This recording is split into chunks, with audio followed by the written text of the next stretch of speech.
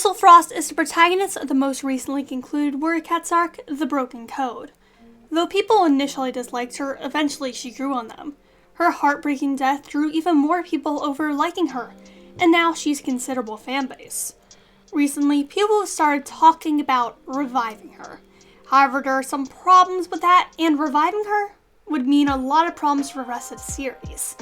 Let's go over the pros and cons of Bristlefrost being brought back to life. Before we get started, if you're new to this channel, please think about subscribing. I regularly post both Wings of Fire and Warrior Cats content regularly, so you won't be bored. And to my current subscribers, thank you so much for supporting me. I wouldn't have gotten here without y'all. Let's start by going over Bristlefrost herself. Bristlefrost was initially disliked within the fandom, to put it mildly. She was considered very stereotypical and boring. She was obsessed with boys to the point where she thought her life was pointless when one of them didn't get with her. She was a good hunter, a good fighter, a good warrior altogether, as she got her name early, but that didn't mean that she had any ambition. It was just a trait she had that didn't come up often. She began dating Rootspring, a cat from SkyClan. This fell out of character, as before they got together, there were never even hints that she liked him, despite their previous interactions together. It felt like the errands were forcing them together for the sake of romance, and because female characters cannot be single at the end of an arc. She became deputy under the imposter. While this gave her something to do and improved people's opinions of her slightly, she was still rather flat. I feel like perceptions around Bristlefrost only began to change around book 5. People began to like the moments between Bristlefrost and Rootspring, who had lost most of his early annoyingness. In the final book of the arc, Bristlefrost decided to go to the Dark Forest to rescue Scrollflights and the other trapped spirits. In that book, her personality began to shine a bit more, as we saw her placed into a truly unforgiving and an unknown environment which tested her and her skills. During the final battle, Shadowsight got cornered by Ashfur. Bristlefrost sensed an opportunity. She charged at Ashfur and held him down. Both of them drowned in the Dark Forest. She had sacrificed her life for someone else, and saved the afterlives in the process. Only after her death did people begin to love Bristlefrost. Before her death, Bristlefrost was perceived as basic.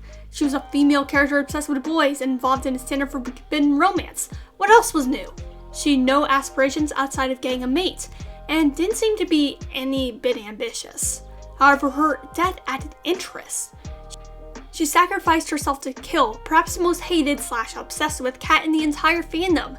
She not only killed him, but saved Shadowsight in the process. Her death made the relationship between her and Rootspring special. Before, it was just your standard forbidden romance. However, it became tragic lovers who were forbidden from being together and could never show their love. Only after Bristlefrost's death were half-clan relationships legalized in her memory. The tragedy is, if she hadn't died, there's a possibility that she and Rootspring still wouldn't have been able to get together. Her thoughts as she was dying was also a driving factor. We don't often get to hear the feelings of cats dying in Warrior Cats, and even then they can be poorly done, such as Brightstream, who spent her last moments hoping that her man would get over her death soon. Contrast that to Bristlefrost, who spent her last moments dreaming of the life she could have had with her love. The imaginary memory becoming reality, being planted in the earth and becoming the last thing to remain of her. Bristlefrost is double dead, so one expects that she would stay, dead. However, the Errands recently released a description for Ivypool's Heart, the 18th Warrior Cats Super Edition. Ignore that. People are excited for the book as Ivypool is a fan favorite. The description also caused a few fans to raise their eyebrows. It reads, "Fan favorite Ivypool takes center stage in Ivypool's Heart, a thrilling, super long standalone adventure in Aaron Hunter's #1 nationally best-selling book series. Fan favorite Ivypool takes the stage in Ivypool's Heart, a thrilling, super long standalone adventure in Aaron Hunter's #1 nationally ranked best-selling Warrior series. It's been many moons since Ivypool lost her daughter, Bristlefrost, to the Dark Forest. Yet Ivypool can't bear to move on. Even being named deputy of ThunderClan feels meaningless in her grief. When Whistlepaw has a disturbing vision, one that could spell disaster for all the clans, a group of cats is selected to go on a quest to investigate. Ivypool is happy to join their mission. Perhaps being away from her daily responsibilities will help her escape the painful memory of Bristlefrost's death. The cats set out on an arduous journey, facing anything from painful hunger to bloodthirsty dogs. but nothing can compare them to what they find. A disgusting two-legged den that's caging a series of strange animals, including two who may have surprising ties to the clans. In order to complete their quest and right a terrible wrong that goes back generations, the 5 clan cats must help these creatures find their true home. But first, Ivypool must let go of the past and her grief if she is to have any hope of ensuring a future for the clans, and herself. First of all, I'm very excited that Whistlepaw will be recognized some more. I really hope that we get Whistlepaw x Frostpaw. It's been hinted that it's a possibility on the Erin's website, but back to the main topic of this video. That is that many fans believe that she'll be traveling to the spirit realm to revive her daughter, Bristlefrost, who is soon to be double dead, as the description mentions Ivypool and her grief a lot. I don't think the book will be about Ivypool seeking out her daughter. The summary seems more focused on the mysterious animals, and Bristlefrost's death is both her motivation and something that she must overcome. The description even ends with confirming that she must quote-unquote let go of the past and her grief in order to achieve her goal. Searching for 100% dead daughter does not align with that. If Bristlefrost was revived in the Super Edition, it would make it too crowded, and the pacing might be messed up by having 2 such huge plot points. Plus, Erin's would mention something along the lines of a lingering spirit in the earth that Rootspring can still detect, in order to hint at her returning.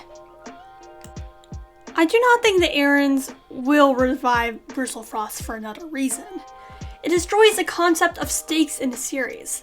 Life and death stakes already practically don't matter in Warrior Cats. Once a cat dies, they end up in StarClan. In the first series, it seemed like real stakes because we knew so little about StarClan, outside of Firestar's visions and visits to the Moonpool. However, in the second series, we had a healer apprentice main character, and also more glimpses into StarClan. From the third arc onwards, practically all the mystery was gone, as we were directly told that 3 cats with honestly average powers had the power of stars in their paws, making StarClan seem not that powerful. The demystification of StarClan removed the stakes of going there. Instead of it being a place far removed from the cats and us, we could instead just hop into there and reunite with old characters. While this did have some benefits, such as giving cameos to dead fan favorites, it also removed the stakes of characters dying. When Double Death was introduced, it added back real stakes. This was needed in Arc 3 and 4, where the primary conflicts were with dead cats. If Double Death did not exist, then the Dark Forest cats could not be defeated, unless the clan cats decide to use non-violent and unlikely to work measures. By removing Double Deaths as a permanent death, or at least removing it as a form of reincarnation as some fans have theorized, you are permanently destroying the stakes of the series.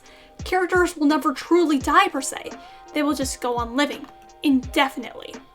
No permanent death means that there's nothing to lose in the long run, and if there's another war between StarClan and the Dark Forest, or if a natural disaster happens again in the spirit world, fans will know that in the end everything will turn out okay, and they will not be invested in the storyline. Because of that, the only way that Bristlefrost can be brought back is by having her not have died a second death at all. That would mean revealing her death was a fake out, or that she only died one time and not the second time. While that could damage some stakes as well, it wouldn't damage them as much as simply removing Double Death and reviving her would. Outside the book mechanics on whether or not she should be revived, on a story level, is it even worth it? Even if Bristlefrost was still revived, what would happen after?